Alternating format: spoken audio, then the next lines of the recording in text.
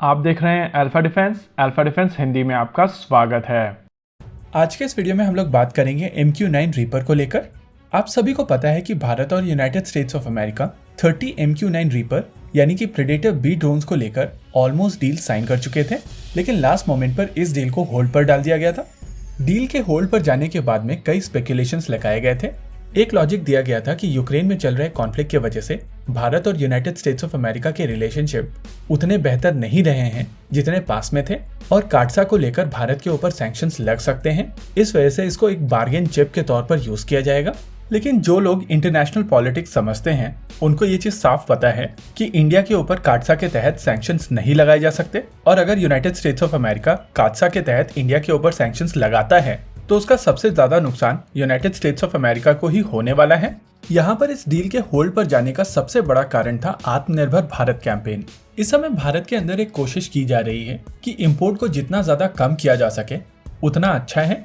Ministry of defence सभी import deals को review कर रही है, और ये MQ-9 रीपर वाली डील भी कहीं ना कहीं इसी प्रोसेस में फंसी है। लेटेस्ट अपडेट के हिसाब से मिनिस्ट्री ऑफ डिफेंस ने एक कमेटी बनाई है जो भारतीय सेनाओं की MQ-9 रीपर रिक्वायरमेंट को रिव्यू करेगी। Initial requirement 30 MQ-9 reaper drone की थी, जिसके हिसाब से तीनों सेनाओं को 10-10 यूनिट्स मिलने वाले थे। लेकिन अब मिनिस्ट्री ऑफ डिफेंस की तरफ से जो कमेटी बनाई गई है वो ये तीनों सेनाओं की रिक्वायरमेंट को रिव्यू करेगी। रिव्यू के बाद एक कलेक्टिव नंबर दिया जाएगा जिसके बेसिस पर ये डील आगे बढ़ेगी। ये कमेटी एक लेफ्टिनेंट जनरल रैंक के ऑफिसर के अंडर बनाई गई है, और ये officer integrated defence staff headquarters से हैं। इस समय ये कमेटी रिव्यू करके जो नंबर देने वाली है वो केवल इमीडिएट रिक्वायरमेंट को एड्रेस करने के लिए होंगे, और सेनाओं की आगे की रिक्वायरमेंट इंडिजिनस सिस्टम से पूर्ण की जाएगी।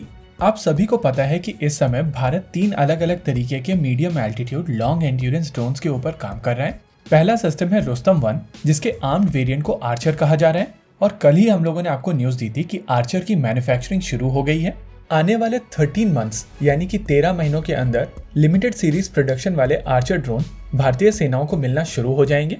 DRDO की लैब ADE इस ड्रोन को लेकर टेक्नोलॉजी ट्रांसफर करने को तैयार है, और इस समय वो एक इंडस्ट्री पार्टनर ढूंढ रहे हैं जो इन ड्रोन्स को भारत में मैन्युफैक्चर करेगी। ये इंडस्ट्री पार्टनर एक प्राइवेट सेक्टर कंपनी हो सकती है, सरकारी कंपनी हो सकती है, या एक स्टार्टअप भी हो सकती है। वहीं पर अगर बात की जाए दूसरे ड्रोन की तो ये है रुस्तम 2।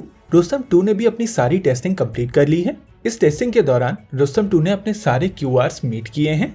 रुस्तम 2 28,400 फीट तक जा सकता है, और इसकी एंड्योरेंस 18 आवर्स की है।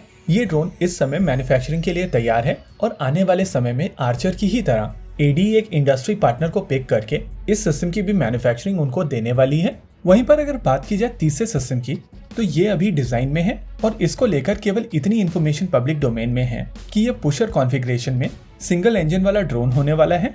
इस सिस्टम को लेकर ज्यादा जानकारी मोस्ट लाइकली अगले एरो इंडिया में मिल सकती है, लेकिन यहाँ पर यह समझना जरूरी है कि ये UAV अभी काफी ज्यादा इनिशियल स्टेजेस में है। लेकिन साथ में ये भी समझ लीजिए कि ADE किसी भी मॉडर्न ड्रोन में जाने वाली सारी टेक्नोलॉजी ऑलरेडी डेवलप कर चुका है। इनफैक्ट डेवलप ही नहीं, मास्टर कर चुका है, और इसी वजह से इस नए UAV के ऊपर उनको बहुत ज्यादा समय नहीं लगेगा। हालांकि भारतीय सेनाओं की इमीडिएट रिक्वायरमेंट को एड्रेस करने के लिए MQ-9 रीपर की डील जरूरी है, और ये देखना काफी ज्यादा दिलचस्प होगा कितनी जल्दी भारत सरकार इस डील को लेकर आगे बढ़ पाती है। इसी के साथ आज के इस वीडियो में रखते हैं केवल इतना ही। वीडियो को अंत तक देखने के लिए धन्यवाद। देखते रहिए अल्फा डिफेंस। जय हिंद।